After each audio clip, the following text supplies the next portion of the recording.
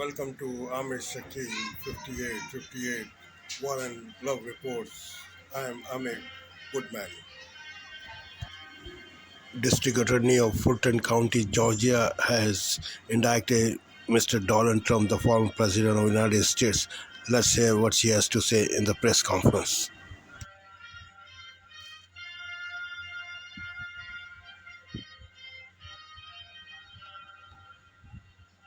Thank you for joining us.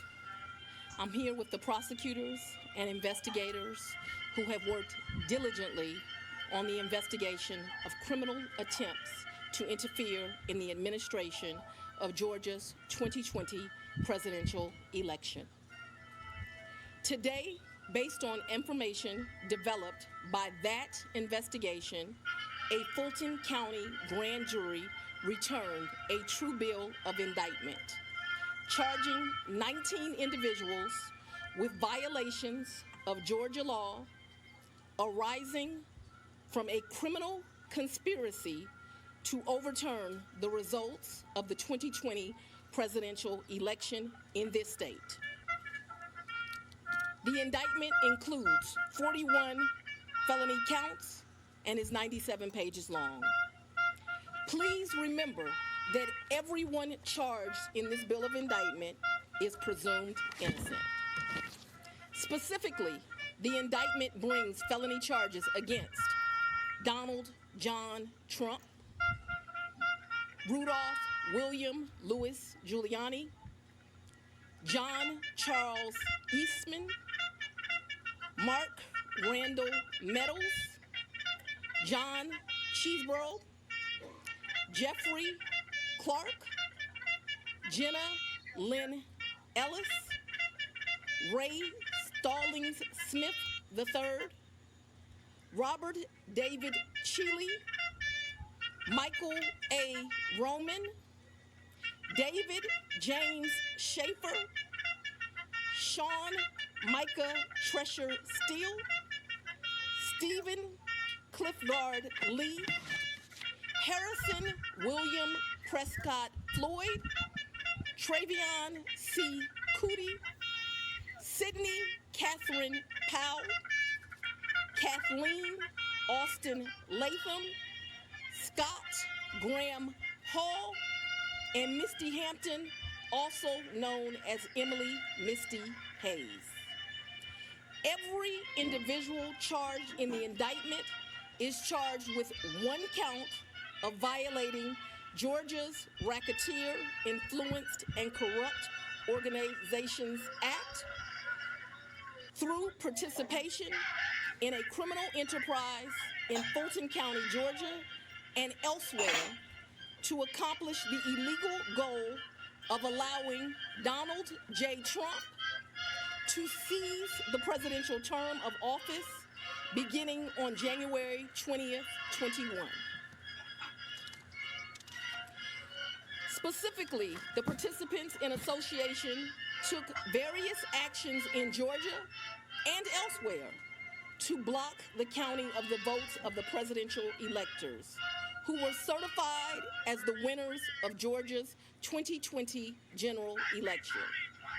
As you examine the indictment, you will see acts that are identified as overt acts and those that are identified as predicate acts, sometimes called acts of racketeering activity. Overt acts are not necessarily crimes under Georgia law in isolation, but are alleged to be acts taken in furtherance of the conspiracy. Many occurred in Georgia, and some occurred in other jurisdictions and are included because the grand jury believes they were part of the illegal effort to overturn the results of Georgia's 2020 presidential election. The acts identified as predicate acts or acts of racketeering activity are crimes that are alleged to have been committed in furtherance of the criminal enterprise. Acts of racketeering activity are also charged as separate counts in the indictment against those who are alleged to have committed them. All elections in our nation are administered by these states, which are given the responsibility of ensuring a fair process and an accurate counting of the votes. That includes elections for presidential electors, Congress, state officials, and local offices. The state's role in this process is essential to the functioning of our democracy. Georgia, like every state, has laws that allow those who believe that results of an election are wrong, whether because of intentional wrongdoing or unintentional error, to challenge those results in our state courts. The indictment alleges that rather than abide by Georgia's legal process for election challenges, the defendants engaged in a criminal racketeering enterprise to overturn Georgia's presidential election result. Subsequent to the indictment, as is the normal process in Georgia law, the grand jury issued arrest warrants for those who are charged. I am giving the defendants the opportunity to voluntarily surrender no later than noon on Friday, the 25th day of August, 2023. I remind everyone here that an indictment is only a series of allegations based on a grand jury's determination of probable cause to support the charges. It is now the duty of my office to prove these charges in the indictment beyond a reasonable doubt at trial. I would like to take a moment to thank the Superior Court Clerk, Shay Alexander, and her staff for staying late and making sure that this indictment was processed. I would also like to thank the men and women of Sheriff Labatt's office for keeping the courthouse open, but most importantly for keeping us safe over the weeks and months that have led up to this indictment, and for what I know they will continue to do to keep us safe. We also want to thank the Atlanta Police Department and other law enforcement partners who have worked with the sheriff to keep us safe. I will now take a very limited number of questions prior to going to sleep.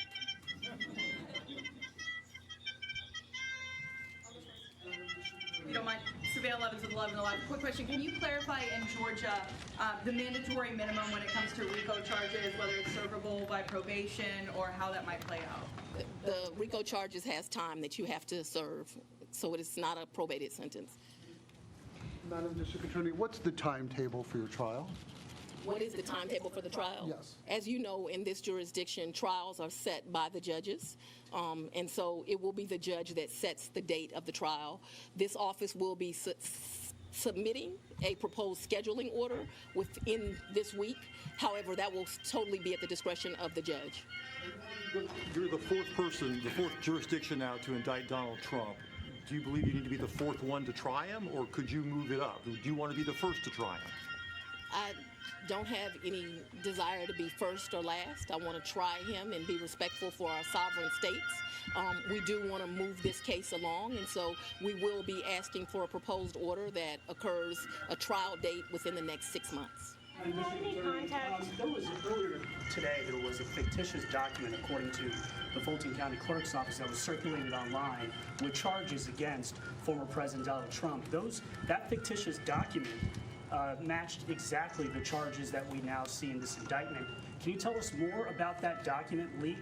Because now you have the former president's lawyers who are saying this is emblematic of a serious problem with your office. No, I can't tell you anything about what you refer to. What I can tell you is that we had a grand jury here in Fulton County. They deliberated till almost 8 o'clock, if not right after 8 o'clock. An indictment was returned. It was true billed, and you now have an indictment. I am not an expert on clerks' duties or even administrative duties. I wouldn't know how to work that system, and so I'm not going to speculate. Next question. Have you had any contact with the special counsel about overlap between these cases, and do you intend to try all of these? Next question. Have you had any contact with the special counsel about overlap between these cases, and do you intend to try all of these defendants together? Do I intend to try the 19 defendants in this indictment together? Yes. Had any contact with the special counsel about the overlap between this indictment and the federal indictment? I'm not going to discuss our investigation at this time. Have there been any conversations? Arguments made by former President Trump that this is a politically motivated indictment. I make decisions in this office based on the facts and the law. The law is completely nonpartisan. That's how decisions are made in every case. To date, this office has indicted, since I've been sitting as the district attorney, over 12,000 cases.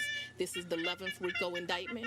We followed the same process. We look at the facts, we look at the law, and we bring charges. Conversations about the terms of surrender? Will you try this case yourself, Has Ms. the jury Willis? been cleared? Sit down.